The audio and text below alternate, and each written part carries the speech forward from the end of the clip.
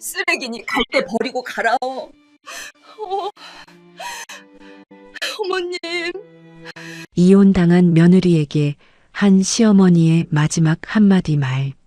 너무나 차갑게 느껴졌습니다. 다름 아닌 30년간 함께 정을 쌓아온 시어머니였으니 말이죠. 하지만 이것은 모두 시어머니의 계획이었죠. 치매 진단을 받은 시어머니는 치매인 척하면서 집안의 모든 상황을 지켜보고 있었습니다. 특히 남편 준호의 동태를 살폈죠. 그렇게 시어머니 옥분은 며느리 수진을 구하기로 결심합니다. 그리고 옥분의 계획을 알게 된 수진은 경악하는데 과연 옥분의 계획은 무엇이고 남편 준호는 어떤 최후를 맞이하게 될까요? 이야기의 끝까지 함께 해주세요. 시작하겠습니다. 새벽 5시 창밖은 아직 칠흑 같은 어둠에 잠겨 있었습니다. 수진은 눈을 뜨자마자 몸이 먼저 움직였습니다. 30년, 그 긴 세월 동안 몸에 밴 습관이었죠. 차가운 겨울 공기가 살을 애는 듯 했지만 수지는 한숨 한 번 쉬지 않았습니다. 부엌으로 향하는 발걸음이 기계처럼 정확했어요. 오늘은 시어머님이 좋아하시는 북엇국을 끓여야겠네요. 혼잣말이 새어나왔습니다. 아무도 듣는 사람은 없었죠. 남편 준호는 안방에서 코를 골고 있을 테니까요. 찬물에 손을 담그자 손가락 끝이 얼얼했습니다. 하지만 멈출 수는 없었어요. 시어머니 옥분은 정확히 6시 반에 아침을 드셔야 했으니까요. 단 한 번도 늦은 적이 없었습니다. 북어를 찢으며 수지는 자신의 손을 내려다봤어요. 거칠고 갈라진 손, 한때는 고운 손이었는데 이제는 주름과 굳은 살로 가득했습니다. 수진아, 이리 와봐. 갑작스러운 목소리에 수진이 깜짝 놀랐습니다. 시어머니가 부엌 문턱에 서 있었어요. 평소보다 1시간이나 일찍 일어나신 거였죠. 어머님, 벌써 일어나셨어요? 아직 이른데 내가 뭘 어디다 뒀는지 모르겠어. 옥분의 눈빛이 흐릿했습니다. 치매가 시작된 지 1년. 점점 심해지고 있었어요. 뭘 찾으세요, 어머님? 그거 중요한 거였는데. 옥분이 머리를 쥐어뜯었습니다. 수진의 가슴이 아팠어요. 한때는 그렇게 똑똑하고 야무지셨던 분이 이렇게 변하다니. 괜찮아요, 어머님. 제가 찾아드릴게요. 일단 방에 들어가서 좀 더 쉬세요. 수진이 옥분의 팔을 부드럽게 잡았습니다. 그런데 그 순간 옥분의 눈빛이 갑자기 또렷해졌어요. 수진아. 네, 어머님? 넌 참 좋은 며느리야. 옥분의 손이 수진의 볼을 어루만졌습니다. 차갑고 주름진 손이었지만 그 손길은 따뜻했어요. 수진의 눈가가 뜨거워졌습니다. 어머님, 근데 말이야, 수진아. 사람은 누구나 자기 인생을 살아야 해. 알겠니? 무슨 말인지 알 수 없었지만 수진은 고개를 끄덕였습니다. 옥분은 다시 흐릿한 눈빛으로 돌아갔어요. 아이고, 춥네. 방이 왜 이렇게 추워? 평소의 시어머니로 돌아온 거였죠. 수진은 옥분을 방으로 모셨습니다. 부엌으로 돌아온 수진은 북엇국을 끓이며 생각에 잠겼어요. 시어머니가 가끔 보이는 저런 또렷한 모습들, 정말 치매가 맞는 걸까요? 여보, 국 끓이는 냄새가 나는데. 준호가 하품을 하며 부엌으로 들어왔습니다. 머리는 헝클어져 있고 얼굴은 부어 있었어요. 어젯밤에도 술을 마신 모양이었죠. 북엇국이에요. 어머님이 좋아하시잖아요. 또 북엇국이야? 나는 된장찌개가 먹고 싶은데. 준호의 목소리에 짜증이 묻어났습니다. 수지는 아무 말 없이 된장을 꺼냈어요. 아, 그리고 오늘도 늦을 거야. 일이 좀 있어서. 또요? 요즘 너무 자주 늦으시는 것 같은데. 뭐? 내가 놀러 다니는 것도 아니고 일 때문이라잖아. 준호의 목소리가 갑자기 커졌습니다.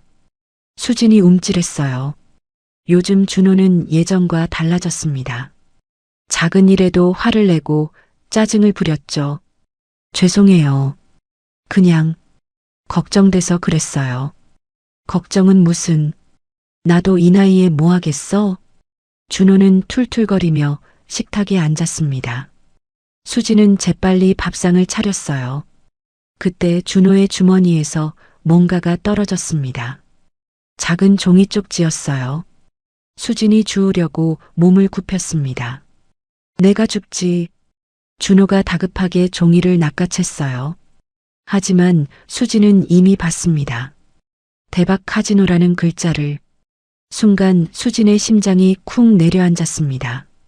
여보, 그거 아무것도 아니야. 그냥 광고지야. 준호의 얼굴이 붉어졌습니다. 거짓말하는 얼굴이었어요. 30년을 함께 산 수진은 알 수 있었죠. 여보, 혹시 시끄러워. 아침부터 왜 이렇게 잔소리야? 준호가 벌떡 일어났습니다. 밥도 제대로 먹지 않고 나가버렸어요. 쿵 하고 현관문이 닫히는 소리가 집안을 울렸습니다. 수진은 그 자리에 주저앉았습니다. 다리에 힘이 풀렸어요. 도박? 그 무서운 단어가 머릿속을 맴돌았습니다. 준호가 작년에 퇴직한 뒤로 사업을 한다고 했었죠. 잘 되고 있다고 걱정하지 말라고 했었는데, 엄마 괜찮아요? 문득 정신을 차려보니 며느리 은영이 걱정스러운 얼굴로 서 있었습니다. 지훈과 함께 2층에 살고 있었죠. 아, 응. 괜찮아. 수진이 억지로 웃어 보였습니다.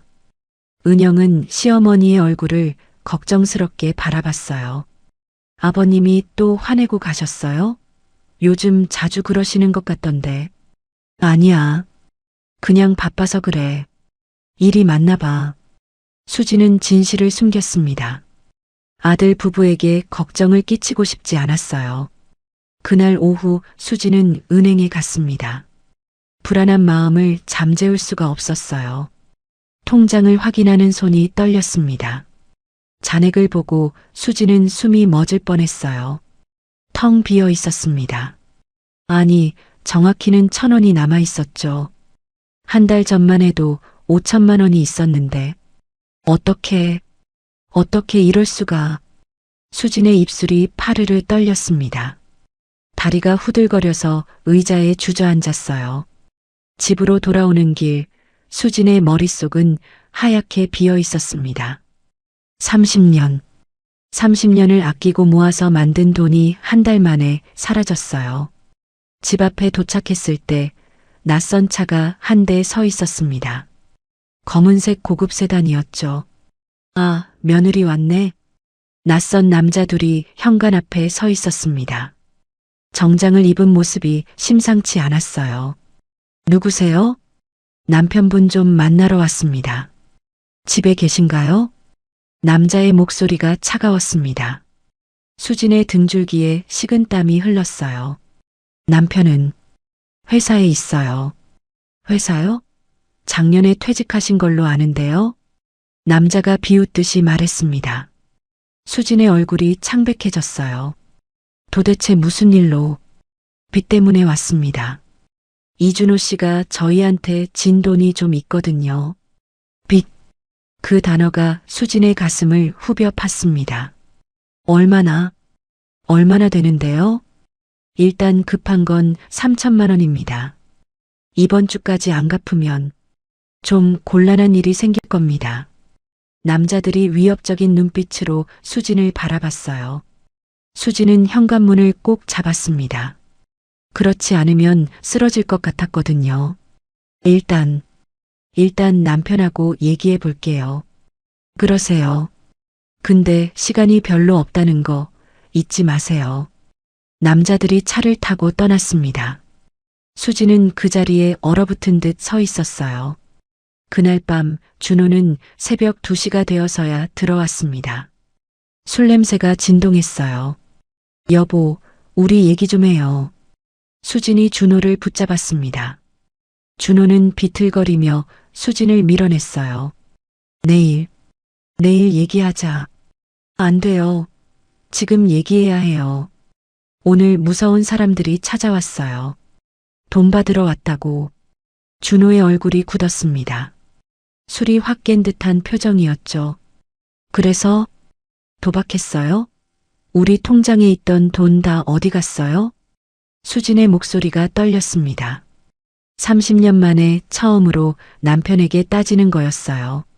시끄러워. 내가 알아서 할 거야. 어떻게요? 3천만 원을 이번 주까지 갚아야 한대요. 그러니까 당신이 좀 해결해봐. 준호의 말에 수지는 할 말을 잃었습니다. 뭐라고요? 친정 부모님 돌아가실 때 유산 받았잖아. 그것 써. 수진의 눈이 휘둥그레졌어요. 믿을 수 없는 말이었습니다. 그건 우리 노후 자금이에요. 그리고 벌써 집 수리하는데 다 썼잖아요. 거짓말하지 마. 분명히 더 있을 거야. 준호가 수진의 어깨를 잡고 흔들었습니다. 수진의 눈에서 눈물이 흘렀어요. 정말 없어요. 여보, 정신 차려요. 도박은 우리 가정을 망치는 거예요. 닥쳐. 내가 알아서 한다니까. 준호가 수진을 거칠게 밀었습니다. 수진이 바닥에 쓰러졌어요. 무릎에서 피가 났습니다. 그 순간 방문이 열렸습니다. 뭐 하는 거야? 시어머니 옥분이 지팡이를 들고 서 있었어요. 눈빛이 무서울 정도로 또렷했습니다. 어머니, 준호야, 내가 지금 뭐 하는 거니? 수진이한테 손을 대? 옥분이 지팡이로 준호를 가리켰습니다. 준호는 당황한 표정으로 뒤로 물러났어요. 아니에요, 어머니. 그냥 실수로. 닥쳐. 내가 다 봤어. 옥분이 수진을 일으켜 세웠습니다. 따뜻한 손길이 수진의 등을 쓸어내렸어요. 수진아, 괜찮니? 네, 어머님. 괜찮아요. 수진은 울음을 참으며 대답했습니다. 옥분은 준호를 매섭게 쏘아봤어요. 내일 아침에 보자. 할 얘기가 있어. 옥분이 수진의 손을 잡고 방으로 들어갔습니다. 준호는 멍하니 서 있다가 안방으로 들어갔어요. 시어머니 방에서 수진은 무릎의 상처를 치료받았습니다. 옥분의 손길은 정성스러웠어요. 미안하다, 수진아. 어머님이 왜 미안해 하세요? 내 아들이 이렇게 된 게 다 내 잘못이야. 옥분의 눈에 눈물이 고였습니다. 수진도 따라서 울었어요. 아니에요, 어머님. 제가 잘하겠습니다. 수진아, 너무 참지만 마. 사람은 자기 인생을 살 권리가 있어. 또 그 말이었습니다. 수진은 고개를 끄덕였어요. 그날 밤 수진은 잠을 이룰 수가 없었습니다. 30년. 새벽 5시에 일어나 시어머니와 남편을 위해 살았던 30년. 그 세월이 무너지는 소리가 들리는 것 같았어요. 창밖에서 찬바람이 불었습니다. 겨울은 아직 끝나지 않았죠. 하지만 수진의 마음속 겨울은 이제 막 시작된 것 같았습니다. 준호의 도박빚, 사라진 돈, 그리고 점점 커져가는 균열. 수진은 눈을 감았습니다. 내일도 새벽 5시에 일어나야 했으니까요. 30년째 반복되는 일상. 하지만 이제는 그 일상조차도 위태로워 보였습니다. 시어머니의 말이 계속 머릿속을 맴돌았어요. 사람은 자기 인생을 살 권리가 있어. 그게 무슨 뜻일까요? 수진은 알 수 없었습니다. 아직은요. 수진아, 잠깐만. 카페 앞을 지나가던 수진이 걸음을 멈췄습니다. 친구 혜정이 헐레벌떡 뛰어왔어요. 무슨 일이야? 왜 그렇게 급해? 혜정의 얼굴이 창백했습니다. 뭔가 말하기 어려운 표정이었죠. 저기, 내가 방금 봤는데. 뭘 봤는데? 혜정이 입술을 깨물었습니다. 한참을 망설이다가 입을 열었어요. 준호 씨를 봤어. 젊은 여자랑 같이.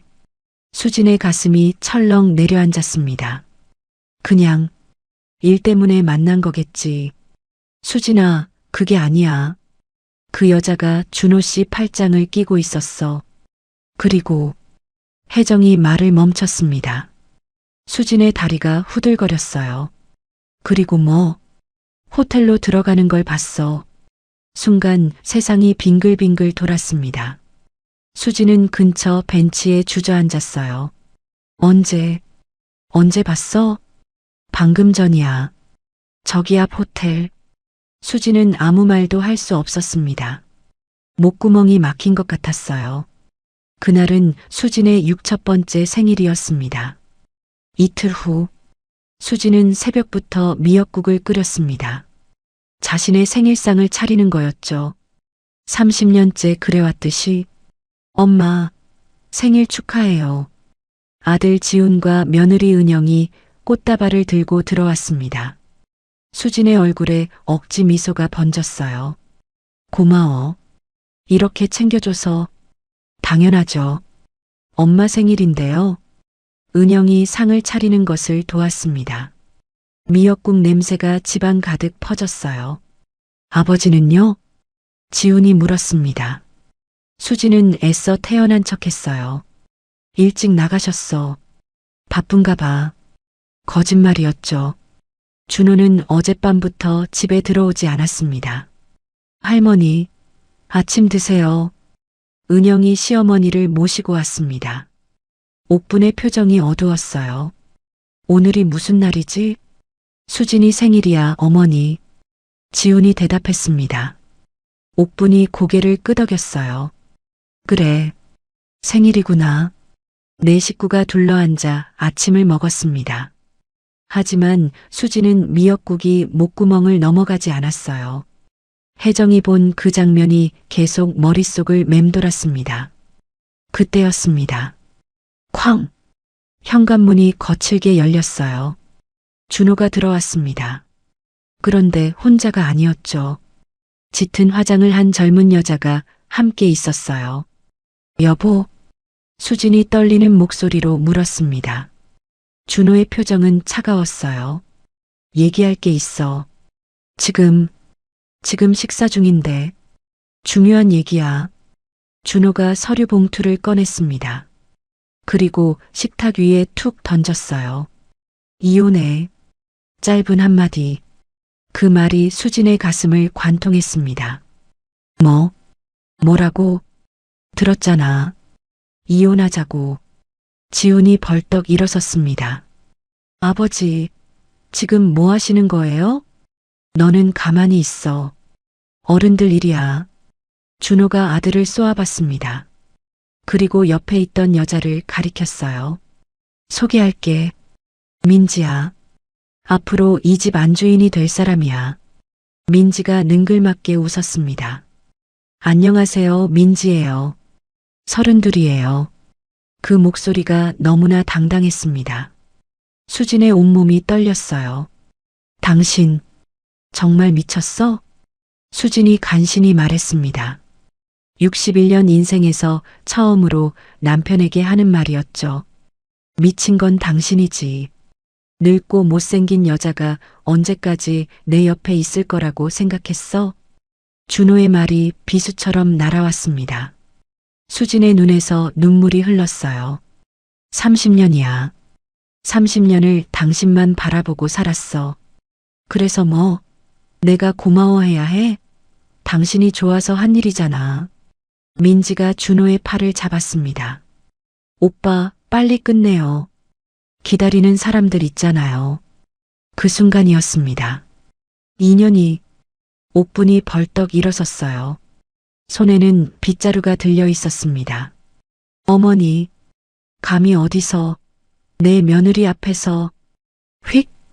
빗자루가 민지를 향해 날아갔습니다. 민지가 비명을 지르며 피했어요. 아이고, 이 할망구가, 할망구. 옥분이 이번엔 소쿠리를 집어들었습니다. 그리고 있는 힘껏 던졌어요. 탁! 소쿠리가 민지의 머리에 정확히 맞았습니다. 아야, 미친 거 아니야? 민지가 머리를 감싸쥐었어요. 옥분은 멈추지 않았습니다. 썩 나가. 당장 나가. 어머니, 진정하세요. 준호가 옥분을 말렸습니다. 하지만 옥분의 힘은 대단했어요. 넌 내 아들이 아니야. 이런 못된 놈. 옥분이 준호의 뺨을 때렸습니다. 짝! 그 소리가 집안에 울렸어요. 미친. 정말 다들 미쳤네. 준호가 민지의 손을 잡았습니다. 가자. 여기 있을 필요 없어. 오빠, 내 머리 좀 봐요. 혼났어요. 둘이 현관으로 향했습니다. 그때 준호가 돌아서며 말했어요. 참, 짐 싸서 나가. 이 집은 내 명이니까. 수진이 비틀거렸습니다. 지훈이 엄마를 붙잡았어요. 아버지, 그게 무슨 말이에요? 들은 대로야. 당장 나가라고. 준호가 수진을 차갑게 바라봤습니다. 30년을 함께한 부부의 눈빛이 아니었어요. 오늘까지야. 내일부터는 못 들어와. 준호와 민지가 나갔습니다. 쿵. 문 닫히는 소리가 마음을 후벼 팠어요. 수진은 그 자리에 무너져 내렸습니다. 엄마, 어머님, 지훈과 은영이 수진을 부축했어요. 수진의 몸이 나뭇잎처럼 떨렸습니다.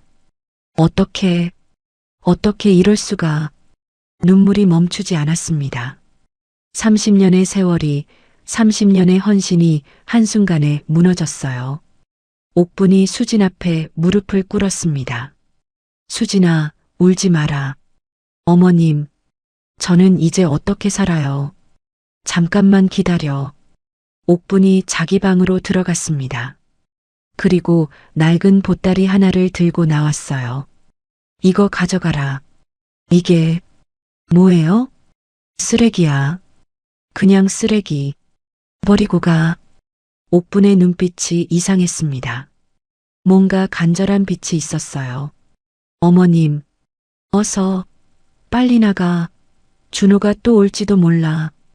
옥분이 수진을 밀었습니다. 수진은 영문도 모른 채 보따리를 안았어요. 엄마, 우리 집으로 가요. 지훈이 말했습니다. 하지만 수진은 고개를 저었어요. 아니야. 너희한테 짐이 되고 싶지 않아. 무슨 소리예요? 엄마가 무슨 짐이에요? 은영이 울먹였습니다. 수진은 며느리의 손을 잡았어요. 고마워. 하지만 나 혼자 시간이 필요해. 수진은 비틀거리며 집을 나섰습니다. 6첫 번째 생일. 생일 선물은 이혼장이었습니다. 거리로 나온 수진은 발걸음을 옮길 수가 없었어요. 다리에 힘이 없었습니다. 손에는 시어머니가 준 낡은 보따리만이 들려 있었죠. 쓰레기라고 했던 그 보따리. 이제 어디로 가지? 막막했습니다. 61년 인생에서 처음으로 갈 곳이 없었어요. 혜정에게 전화를 했습니다. 혜정아, 나야. 수진아, 무슨 일이야? 목소리가 왜 그래?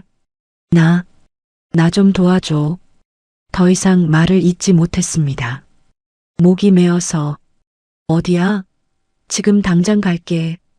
혜정이 다급히 물었어요. 공원. 우리 동네 공원. 전화를 끊고 수진은 공원 벤치에 앉았습니다. 봄바람이 불었지만 수진에게는 한겨울처럼 차가웠어요. 보따리를 꼭 안고 있었습니다. 시어머니가 준 마지막 선물. 쓰레기라고 했던 그것. 왜 이걸 주셨을까요? 수진은 알 수 없었습니다. 하늘을 올려다봤어요. 구름 한 점 없이 맑았습니다. 생일 축하해, 수진아. 자신에게 하는 말이었습니다. 6첫 번째 생일. 새로운 시작일까요? 아니면 끝일까요? 수진은 아직 몰랐습니다.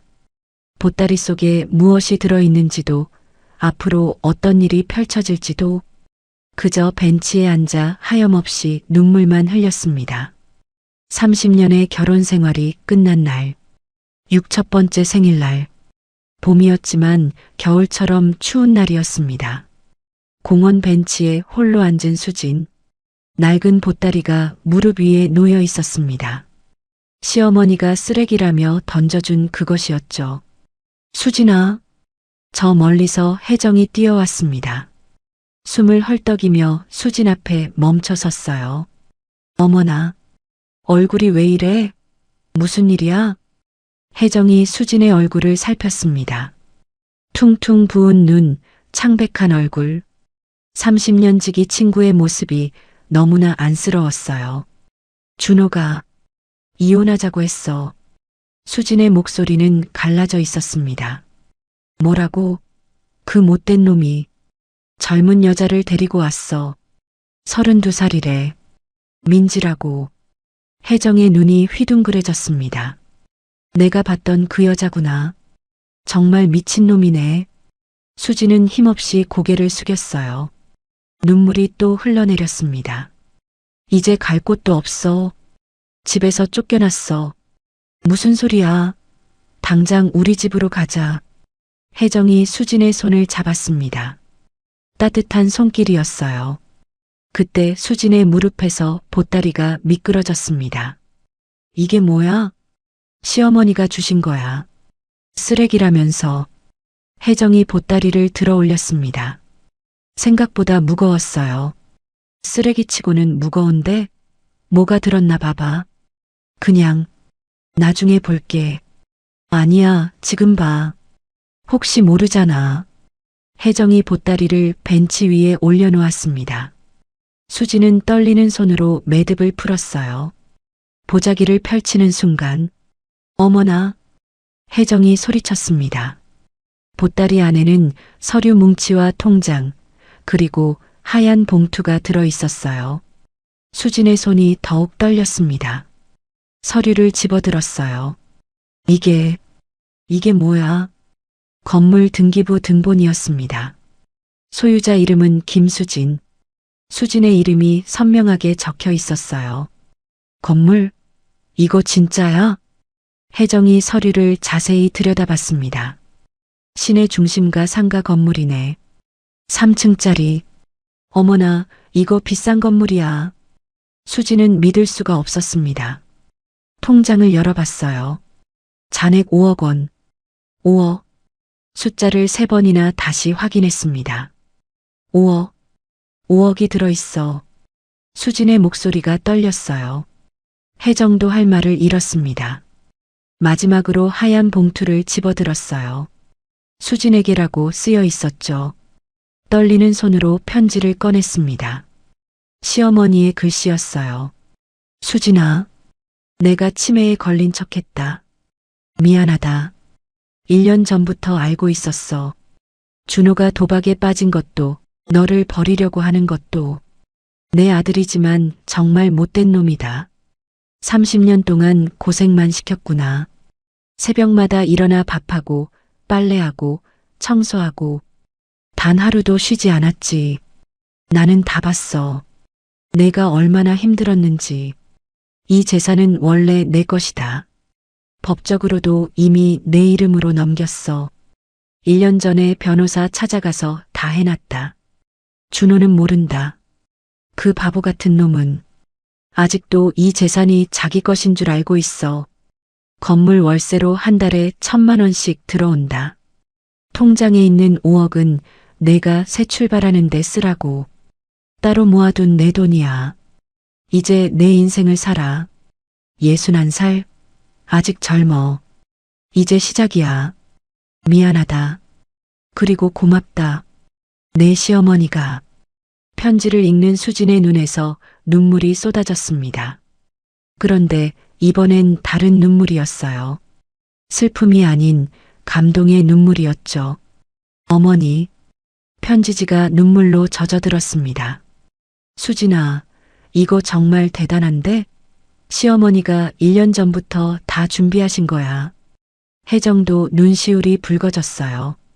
그런데 왜 치매인 척을? 편지에 써 있잖아. 준호가 모르게 하려고. 와, 정말 대단하신 분이다. 수지는 편지를 가슴에 안았습니다. 30년 동안 시어머니와 함께했던 시간들이 떠올랐어요. 가끔 보였던 또렷한 눈빛. 사람은 자기 인생을 살아야 해. 그 말씀들이 이제야 이해가 됐습니다. 근데 쓰레기라고 하신 이유도 이제 알겠네. 혜정이 말했어요. 준호가 의심하지 않게 하려고. 진짜 쓰레기인 줄 알고 안 가져갈 테니까. 수지는 고개를 끄덕였습니다. 시어머니의 연기. 그 완벽했던 연기가 자신을 위한 것이었다니. 이제 어떻게 할 거야? 혜정이 물었습니다. 수지는 깊은 숨을 쉬었어요. 일단 정리를 해야겠어. 우리 집에서 지내면서 천천히 생각해. 수지는 친구의 손을 꼭 잡았습니다. 그날 밤 혜정의 집 손님방에서 수지는 편지를 다시 읽었어요. 한 글자 한 글자 시어머니의 마음을 되새기며 이제 내 인생을 살아. 그 구절에서 수지는 멈췄습니다. 61년 인생에서 처음으로 내 인생을 생각해 보는 거였어요. 수진으로서의 인생. 아내도 아닌, 며느리도 아닌, 엄마도 아닌, 그냥 수진으로서 뭘 하고 싶었더라. 오래전 꿈들이 떠올랐습니다. 요리를 좋아했었죠. 사람들에게 따뜻한 밥을 해주는 게 즐거웠어요. 반찬 가게, 작은 반찬 가게를 하고 싶었던 꿈. 30년 전 결혼하면서 접었던 그 꿈이 다시 떠올랐습니다. 다음 날 아침, 수지는 일찍 일어났어요. 하지만 이번엔 달랐습니다. 시어머니를 위해서가 아니라 자신을 위해서였죠. 어디가? 혜정이 물었습니다. 부동산에 가볼게. 가게 자리를 알아보려고. 수진의 얼굴에 작은 미소가 번졌어요. 혜정도 따라 웃었습니다. 드디어 수진이가 돌아왔구나. 부동산을 돌아다니며 수진은 여러 가게를 봤어요. 그리고 마음에 드는 곳을 찾았습니다. 주택가 골목 초입의 아담한 가게였어요. 햇살이 잘 들고 주방도 넓었죠. 여기가 좋겠어요. 수진이 말했습니다. 부동산 직원이 놀란 표정을 지었어요. 바로 결정하시는군요.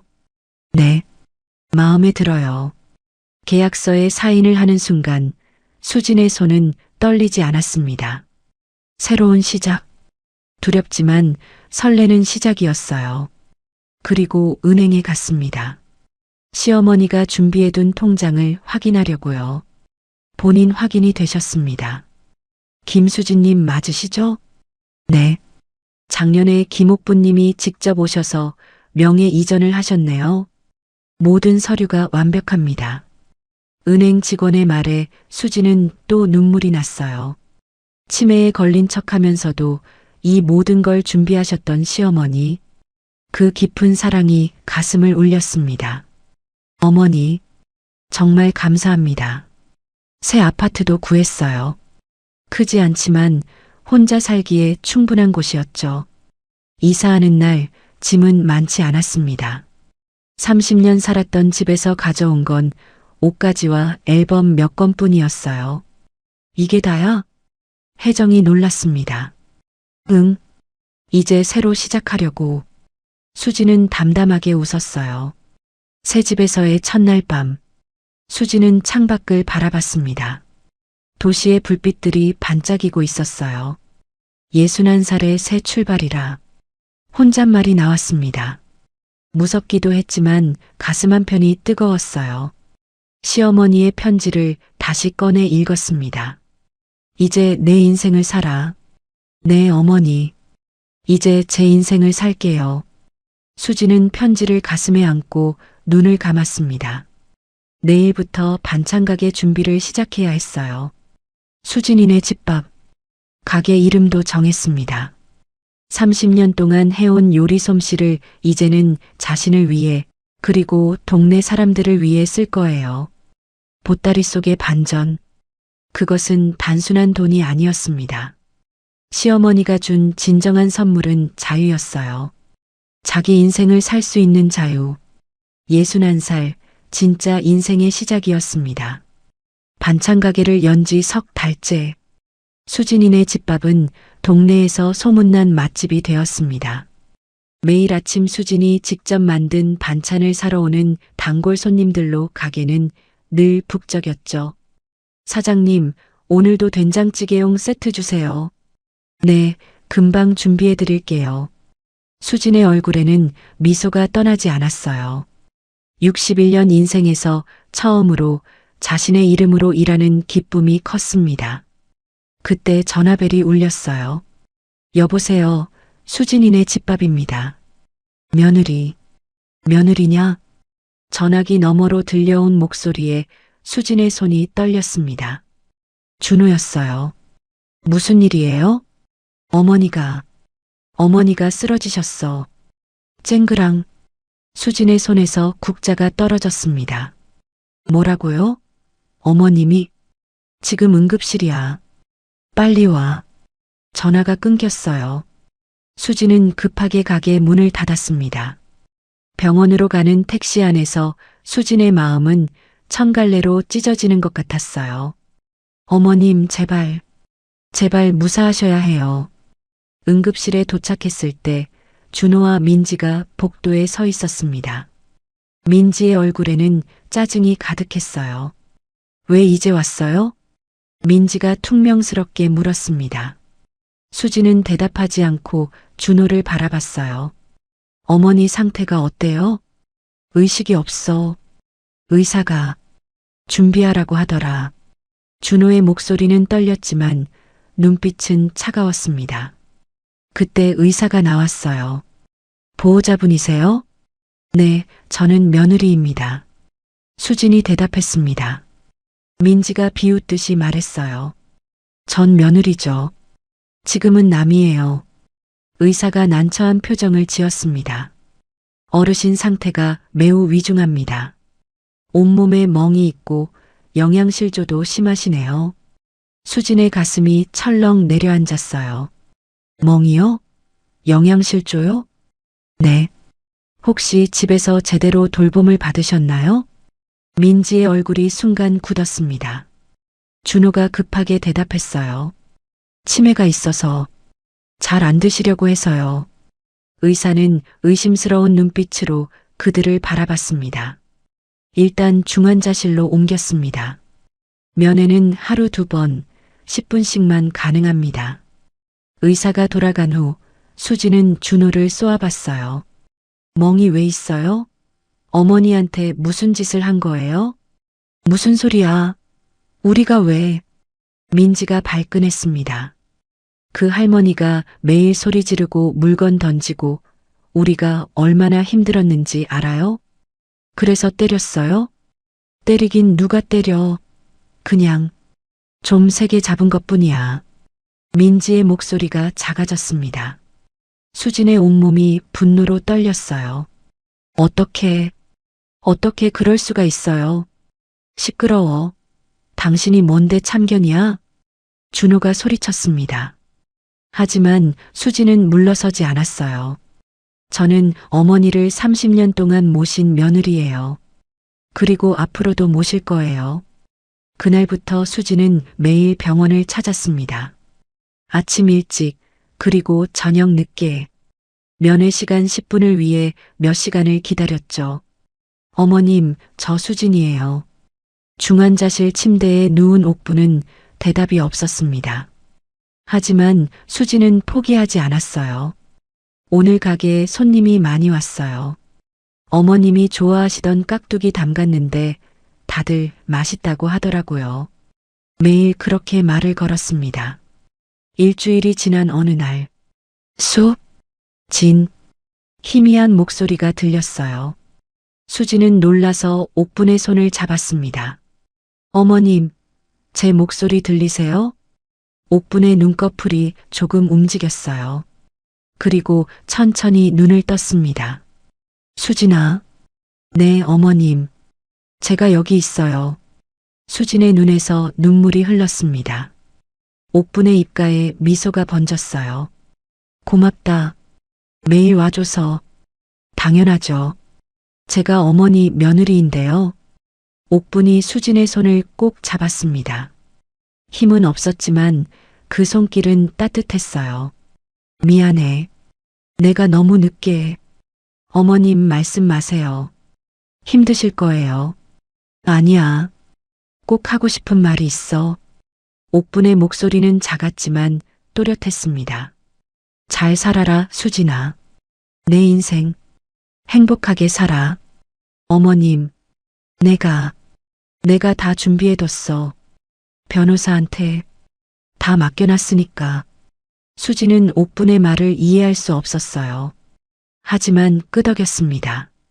걱정하지 마라. 다 잘 될 거야. 옥분의 눈이 다시 감겼습니다. 잠이 든 줄 알았어요. 하지만 심전도 기계가 요란하게 울리기 시작했습니다. 삐. 어머님, 어머님. 의료진이 달려왔습니다. 수지는 밖으로 밀려났어요. 1시간 후, 의사가 고개를 저으며 나왔습니다. 죄송합니다. 최선을 다했지만 수지는 그 자리에 주저앉았어요. 어머님, 준호도 뒤늦게 도착했습니다. 민지는 오지 않았죠. 돌아가셨대? 준호의 목소리는 담담했습니다. 마치 남의 일처럼. 수지는 대답하지 않았어요. 그저 눈물만 흘렸습니다. 장례식은 조촐하게 치러졌습니다. 수진이 모든 것을 준비했어요. 준호는 그저 앉아있기만 했죠. 어머님, 이제 편히 쉬세요. 수진은 영정 사진을 바라보며 인사했습니다. 사진 속 옥부는 환하게 웃고 있었어요. 장례식이 끝나고 일주일 후, 낯선 번호로 전화가 왔습니다. 김수진 님이신가요? 네, 맞습니다. 저는 김옥분 여사님의 유언을 맡은 변호사 박정민입니다. 유언장 공개가 있을 예정인데 참석 가능하신가요? 유언장? 수지는 놀랐습니다. 네, 가겠습니다. 약속된 날 변호사 사무실. 준호와 민지도 와 있었어요. 두 사람의 얼굴에는 기대감이 가득했죠. 이제 시작하겠습니다.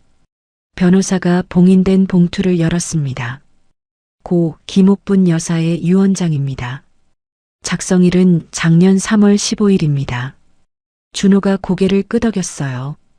돈을 받을 생각에 들떠 있었죠. 변호사가 유언장을 읽기 시작했습니다. 나 김옥부는 온전한 정신으로 다음과 같이 유언한다. 민지가 준호의 팔을 꼭 잡았습니다. 내 모든 재산은. 준호의 눈이 반짝였어요. 법적 유류분을 제외하고 며느리 김수진에게 상속한다. 폭탄이 터진 것 같았습니다. 뭐라고요? 준호가 벌떡 일어섰어요. 얼굴이 벌겋게 달아올랐습니다. 이게 무슨 소리야?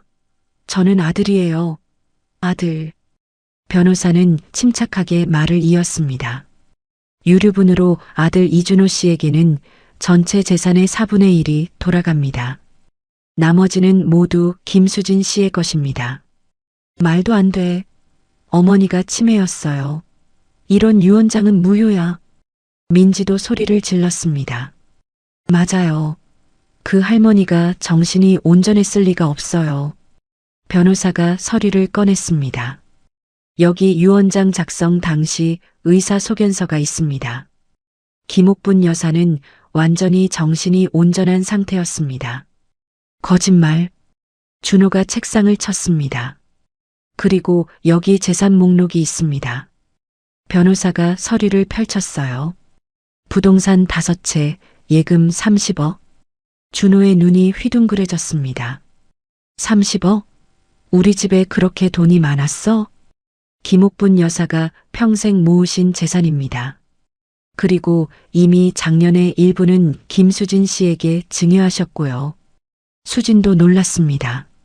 시어머니가 그렇게 많은 재산을 갖고 계셨다니. 소송할 거예요. 무효 소송? 준호가 외쳤습니다. 그러세요. 하지만 이 유언장은 법적으로 완벽합니다. 공증도 받았고 증인도 있습니다. 변호사가 수진을 바라봤어요. 김수진 씨 축하드립니다. 김옥분 여사가 마지막까지 아끼셨던 분이 바로 당신이었습니다. 수진의 눈에서 눈물이 흘렀습니다. 시어머니의 마지막 선물. 그것은 단순한 재산이 아니었어요. 30년의 헌신에 대한 인정이었고 사랑이었습니다. 어머님. 준호와 민지는 분노에 찬 얼굴로 사무실을 나갔습니다. 법정에서 보자. 절대 포기 안 해. 문이 쾅 닫혔어요. 변호사가 수진에게 말했습니다. 김옥분 여사가 남기신 편지가 하나 더 있습니다. 또 다른 편지. 수진은 떨리는 손으로 받았습니다. 수진아, 내가 떠난 뒤에 이 편지를 읽고 있겠구나. 준호가 소송을 걸 거야. 하지만 걱정 마라. 내가 다 준비해뒀어. 너는 당당하게 받아라. 그게 내 마지막 소원이야. 사랑한다. 편지를 읽으며 수지는 흐느꼈습니다. 끝까지 자신을 지켜주신 시어머니. 그 사랑이 너무나 컸습니다. 법원함. 수지는 깊은 숨을 들이쉬었습니다. 오늘은 운명의 날이었어요. 김수진 씨, 준비되셨죠? 박정민 변호사가 물었습니다.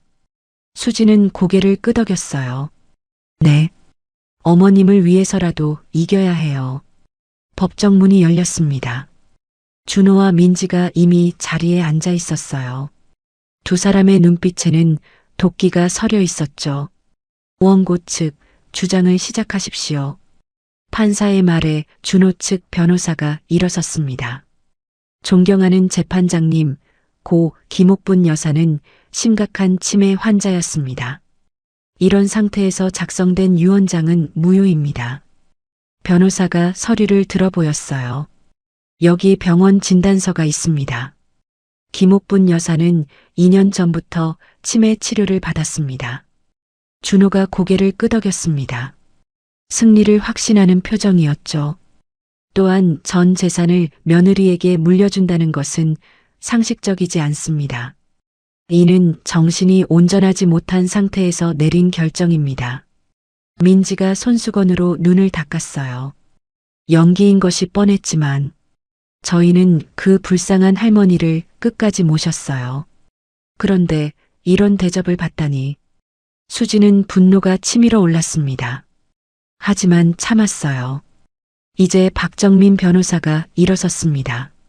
재판장님, 원고의 주장은 완전한 거짓입니다.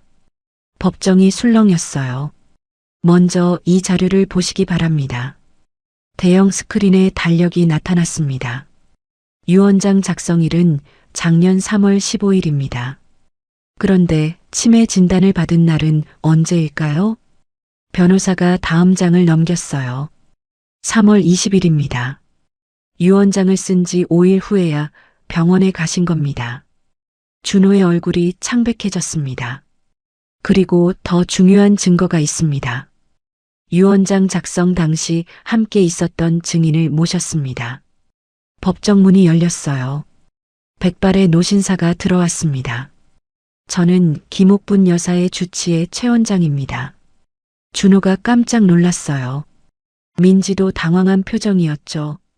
최 원장님, 유언장 작성 당시 김옥분 여사의 상태는 어땠습니까?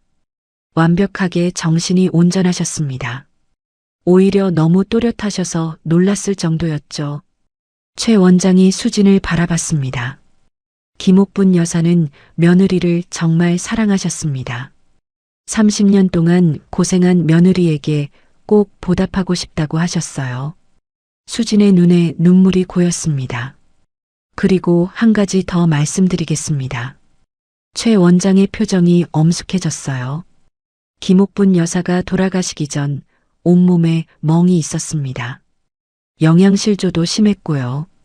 법정이 다시 술렁였습니다. 원고 측에서는 할머니를 끝까지 모셨다고 하는데 과연 그럴까요?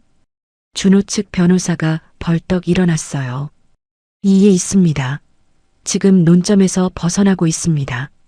기각합니다. 계속하십시오. 판사가 단호하게 말했습니다. 박정민 변호사가 또 다른 증거를 꺼냈어요. 여기 은행 거래 내역이 있습니다. 준호 씨는 어머니 명의로 된 카드로 도박장에서 돈을 썼습니다. 그건 준호가 말을 더듬었습니다. 총 3억 원. 어머니 돈으로 도박을 한 겁니다. 민지가 준호를 쏘아봤어요. 몰랐던 사실인 듯 했죠. 또 있습니다. 준호 씨가 어머니를 모시고 병원에 간 기록이 단 한 번도 없습니다. 반면 변호사가 수진을 가리켰습니다. 김수진 씨는 이혼 후에도 매일 병원에 찾아갔습니다. 면회 기록이 다 있습니다. 서류 뭉치가 판사 앞에 제출되었어요. 며느리도 아닌데 매일 시어머니를 찾아간 겁니다. 이것이 진정한 효도가 아닐까요? 법정의 침묵이 흘렀습니다. 판사가 준호를 바라봤어요. 원고 할 말이 있습니까? 준호가 비틀거리며 일어섰습니다. 저는 아들입니다. 피를 나눈 아들이에요. 목소리에 절박함이 묻어났어요. 그래도 재산은 아들이 받는 게 맞잖아요. 한국의 전통이잖아요. 판사가 고개를 저었습니다. 법은 전통이 아닌 정의를 따릅니다. 민지가 갑자기 일어났어요. 재판장님, 저도 할 말이 있어요. 앉으십시오. 당신은 이 사건과 무관한 사람입니다. 무관하다고요? 저는 준호 오빠와 결혼할 사람이에요. 민지가 소리쳤습니다. 그 재산이 있어야 결혼도 하고 아이도 낳고. 말하다가 민지가 입을 다물었어요. 실수한 표정이었죠. 준호가 민지를 당황한 표정으로 바라봤습니다.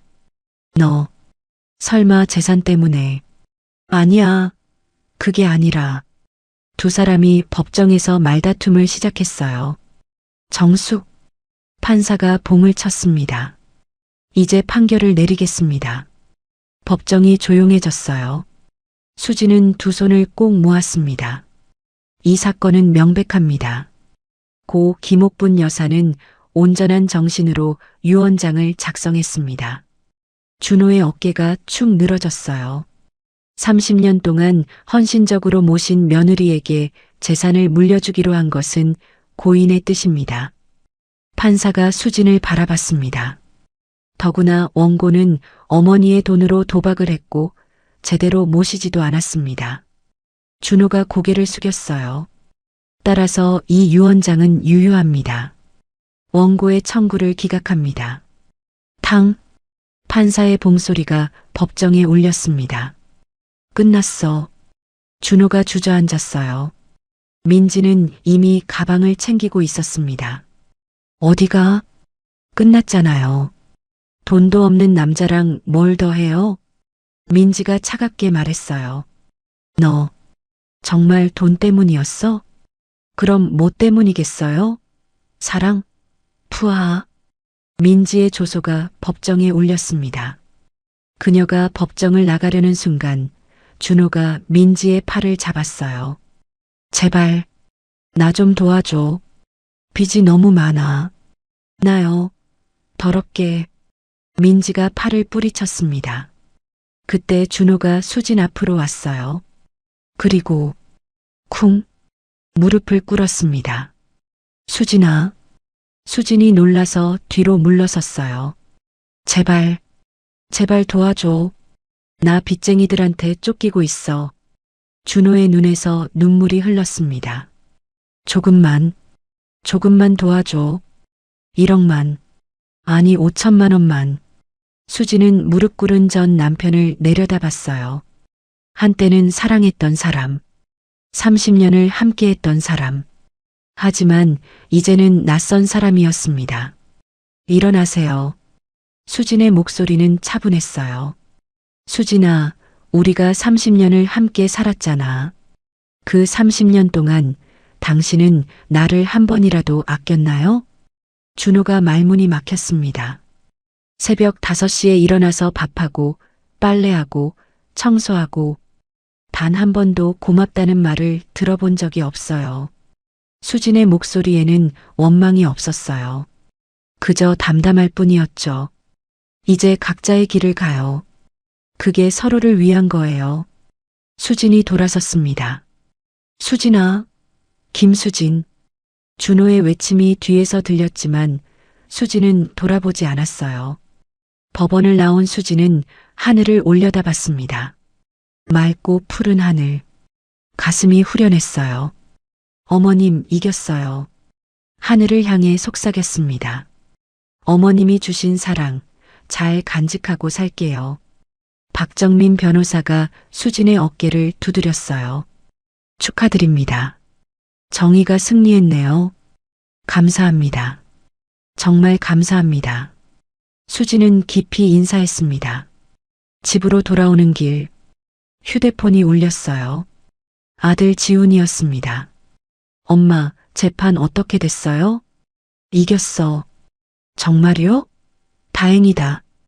지훈의 목소리가 밝았어요. 엄마, 미안해요. 그동안 아빠 편만 들어서. 괜찮아. 이제 다 끝났어. 오늘 저녁에 축하 파티예요. 은영이도 기다리고 있어요. 수진의 얼굴에 미소가 번졌습니다. 그래. 엄마가 맛있는 거 해갈게. 전화를 끊고 수진은 발걸음을 재촉했어요. 이제 정말 새로운 시작이었습니다. 자유롭고 당당한 시작. 어머님이 지켜준 시작이었습니다. 3년 후 수진이네 집밥은 동네에서 가장 유명한 반찬 가게가 되었습니다. 사장님, 오늘도 갈비찜 있어요? 당연하죠. 막 나왔어요. 수진의 얼굴에는 활기가 넘쳤습니다. 64살이 되었지만 오히려 더 젊어 보였어요. 가게는 아침부터 손님들로 북적였습니다. 사장님, 반찬은 정말 엄마가 해준 것 같아요. 젊은 직장인이 말했어요. 수진은 환하게 웃었습니다. 맛있게 드세요. 밥 꼭 챙겨 드시고요. 손님들을 챙기는 수진의 모습은 따뜻했어요. 30년 동안 가족을 위해 했던 요리. 이제는 많은 사람들에게 행복을 주고 있었죠. 수진 씨, 문이 열리며 혜정이 들어왔습니다. 오늘도 와줬네? 당연하지. 내가 1호 단골인데. 혜정은 수진을 도와 일하기 시작했어요. 둘은 이제 사업 파트너이자 가장 친한 친구였죠. 참, 오늘 기부금 전달식 있다고 했지? 아, 맞다. 깜빡할 뻔했네. 수진은 앞치마를 벗었습니다. 매달 수진은 건물 임대 수익의 일부를 치매 노인들을 위해 기부했어요. 시어머니를 기리는 마음이었죠. 요양원에 도착한 수진은 직접 만든 반찬을 나눠드렸습니다. 할머니, 맛있게 드세요. 고맙구나. 딸 같아. 한 할머니가 수진의 손을 꼭 잡았어요. 따뜻한 손길이었습니다. 요양원을 나오는 길에 수진은 생각했어요. 어머님도 이런 곳에서 편히 계셨다면 좋았을 텐데. 가슴 한편이 아려왔습니다. 그때였어요.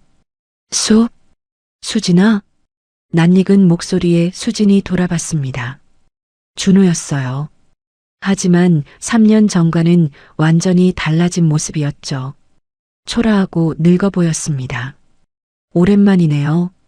수진은 담담하게 인사했어요. 그래. 잘 지냈어? 준호의 목소리는 떨렸습니다. 네. 잘 지냈어요. 어색한 침묵이 흘렀어요. 나는 요즘 일용직으로 일해. 빚은 거의 다 갚았고. 준호가 힘겹게 말했습니다. 민지는 헤어진 지 오래야. 돈 떨어지니까 바로 떠나더라. 준호의 얼굴에 쓴웃음이 번졌어요. 그때 정말 미안했어. 30년 동안 고생시키고. 준호의 눈에 눈물이 고였습니다. 이제야 알겠어. 내가 얼마나 복받은 사람이었는지.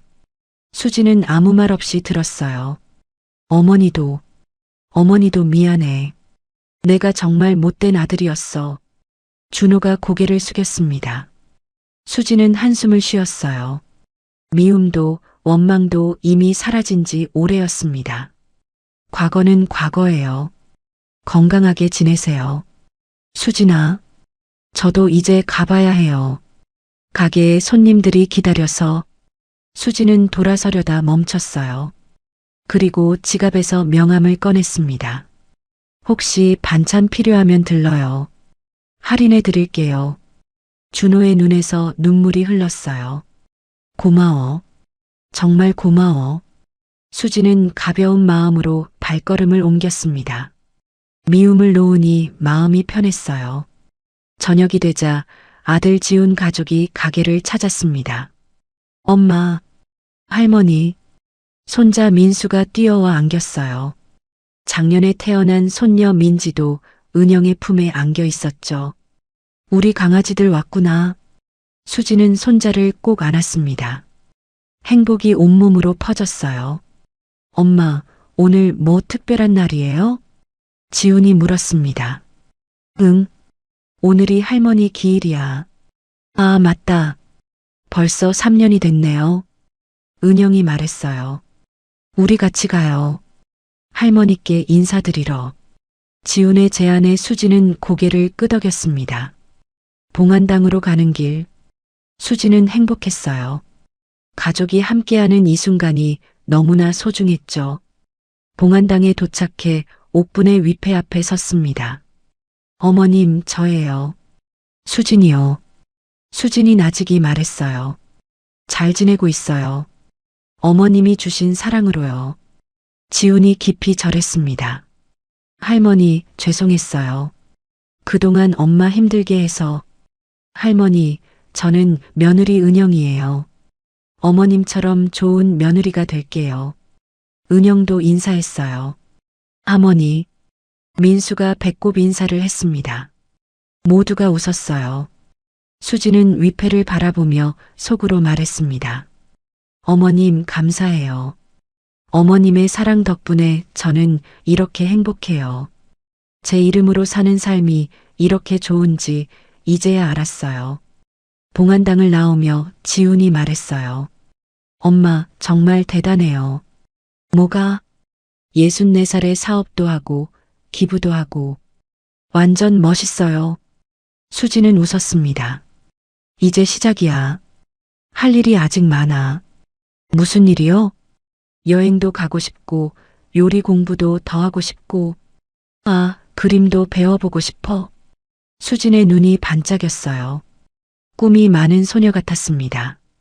집으로 돌아가는 길. 노을이 아름답게 하늘을 물들였어요. 엄마, 행복해요? 지훈이 물었습니다. 응, 정말 행복해. 수진의 대답에는 망설임이 없었어요. 30년 동안은 아내로, 며느리로, 엄마로만 살았죠. 하지만 이제는 달랐습니다. 김수진으로 살고 있었어요. 자신의 이름으로 자신의 삶을 살고 있었습니다. 그날 밤 수진은 일기를 썼어요. 64살. 많은 사람들이 늦었다고 할 나이. 하지만 나에게는 시작이다. 시어머니가 주신 선물은 돈이 아니었다. 진정한 선물은 나를 찾을 수 있는 기회였다. 30년 만에 찾은 자유. 30년 만에 찾은 나. 이제야 진짜 내 인생이 시작됐다. 늦었다고 생각할 때가 가장 빠른 때라고 했던가. 맞는 말이다. 61살에 시작한 새 인생. 64살인 지금 나는 그 어느 때보다 젊다. 그 어느 때보다 행복하다. 앞으로 20년, 30년. 아니, 더 오래. 나는 김수진으로 살 것이다. 당당하고 행복하게. 펜을 내려놓은 수진은 창밖을 바라봤어요. 별들이 반짝이고 있었습니다. 시어머니도 저 별들 중 하나가 되어 자신을 지켜보고 있겠죠. 어머님, 잘 자요. 수진은 하늘을 향해 인사했습니다. 그리고 편안하게 잠자리에 들었어요. 내일도 새벽 5시에 일어날 거예요. 하지만 이제는 다릅니다. 누군가를 위해서가 아니라 자신을 위해서, 자신이 사랑하는 일을 하기 위해서 61살에 시작한 진짜 인생. 그것은 끝이 아닌 시작이었습니다. 아름답고 찬란한 시작이었습니다.